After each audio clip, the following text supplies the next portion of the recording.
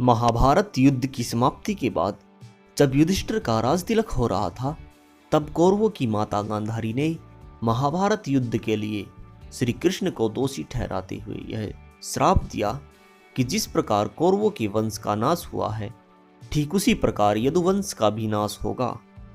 शाप के चलते श्री कृष्ण द्वारिका लौटकर यदुवंशियों को लेकर प्रभास क्षेत्र में आ गए। कुछ दिनों बाद महाभारत युद्ध की चर्चा करते हुए सत्यकी और कृतवर्मा में विवाद हो गया। सत्यकी ने गुस्से में आकर कृतवर्मा का सिर काट दिया। इससे उनमें आपसी युद्ध भड़क उठा और वे समूहों में विभाजित होकर एक दूसरे का संहार करने लगे। इस लड़ाई में श्री कृष्ण के पुत्र प्रद्युम्न और मित्र सत्यकी समेत सभी यदुवंशी मारे गए थे। केवल बब्रू और दारुक ही बचे रह गए थे, जिन्होंने बाद में यदुवंश को आगे बढ़ाया। श्री कृष्ण की मृत्यु का रहस्य। द्वारका को उन्होंने अपना निवास स्थान बनाया था और सोमनाथ के पास स्थित प्रभास क्षेत्र में उन्होंने देह छोड़ दी। दरअसल भगवान कृष्ण इसी प्रभास क्षेत्र में अपने कुल का नाश देखकर बहुत व्यथित हो गए थे।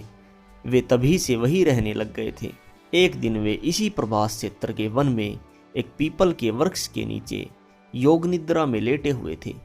तभी जरा नामक एक बहेलिये ने भूलवश उन्हें हिरण समझकर विष युक्त बाण चला दिया, जो उनके पैर के तलवों में जाकर लगा और भगवान श्री कृष्ण ने इसी को बहाना बनाकर अपनी देह त्याग दी।